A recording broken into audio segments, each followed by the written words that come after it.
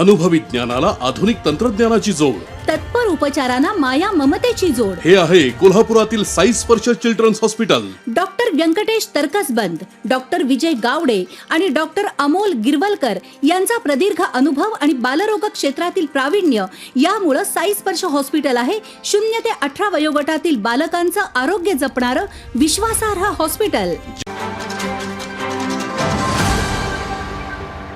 ही आपल्याला माहिती आहे की विशेष पुनरीक्षण मोहीम मतदान यादींची सुरू करण्यात आलेली आहे. 354 BLOs या मतदारसंघामध्ये आहेत आणि ते घरोघरी जाऊन आपल्याला फॉर्म देत आहेत आणि फॉर्म भरून घेत आहेत. जी पूर्वी मतदार यादी होती ती मतदार यादी संपुष्टात येऊन आता जे फॉर्म भरून घेतले जातील त्यानुसार नवीन मतदार यादी त्याचं प्रारूप आपण 5 ऑगस्ट 2026 रोजी प्रसिद्ध करणार आहोत. माझं सर्व मतदारांना आवाहन आहे की आपण आपल्याला दिलेले फॉर्म्स हे मुदतीमध्ये भरून द्यावेत. आपल्याला आपल्या घरी येणारे BLO जे आहेत त्यांना आपण सहकार्य करावं आणि आपली अचूक माहिती त्यासाठी द्यावी. ही माहिती ही फक्त मतदार यादी तयार करण्यासाठी वापरण्यात येणार आहे. ही माहिती कुठं गोपनीय आहे.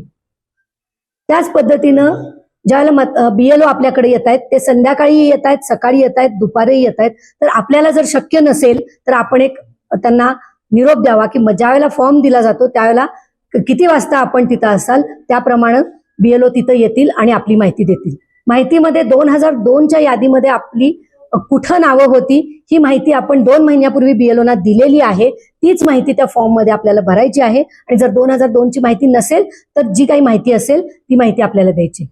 जर एक जरी माहिती याच्यामध्ये आपण दिली नाही एखादा तर त्याच्यामध्ये फॉर्म भरता येत नाही, कारण हा फॉर्म स्कॅन केला जातो, त्याचं डिजिटायझेशन केलं जातं आणि मग त्याच्या अभावी जर मतदार यादीमध्ये नाव नाही आलं तर मग त्याला आपण माहिती दिली नाही असं जबाबदारी होते. म्हणून माझी विनंती आहे सर्वांना की आपल्याला विचारलेल्या प्रश्नांची किंवा आपल्याला जो फॉर्म दिलेला आहे ती सर्व माहिती आपण आमच्या BLOना द्यावी.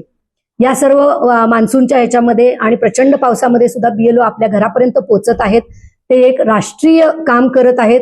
आपलंही काम आहे की मतदार यादी हे राष्ट्रीय काम आहे, कर्तव्य आहे. जसं मतदान करणं आपण राष्ट्रीय कर्तव्य म्हणतो त्यासाठी मतदार यादीमध्ये नाव असणं गरजेचं आहे. आणि याकरिता मी सर्वांना आवाहन करते की आपण सर्वांनी आपली अचूक माहिती द्यावी. जर लोक तिथं राहत नसतील, सोडून गेले असतील तर आजूबाजूच्यांनी सुद्धा विचारल्यानंतर अचूक माहिती द्यावी. हे एक राष्ट्राचं काम आहे. म्हणून याच्यासाठी आपला सकारात्मक आम्हाला प्रतिसाद मिळावा.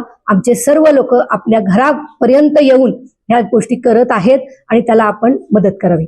अजून एक महत्वाची गोष्ट की जे लोक सोडून गेलेले आहेत, जे लोक स्थलांतरित झालेले आहेत, जे लोक मयत झालेले आहेत त्यांच्या घरामधल्या लोकांनी त्याच्याबद्दलची माहिती द्यावी.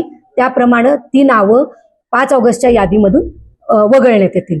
अजून महत्वाची एक गोष्ट आहे की स्थलांतरित झालेल्यांमध्ये जे रोजगारासाठी आलेले आहेत त्यांनी आपली नावे इथंच ठेवलेली आहेत, परंतु आम्ही गेल्यानंतर त्या ठिकाणचा पंचनामा करू.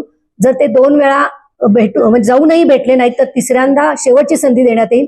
आणि जर मतदार यादीचा फॉर्म जर भरून दिला नाही तर त्यांची नावं ही मतदार यादीमध्ये येणार नाहीत. याची कृपया सर्व मतदारांनी नोंद घ्यावी. धन्यवाद. ताज्या घडामोडी पाहण्यासाठी माझा महाराष्ट्र न्यूजला आजच सबस्क्राईब करा.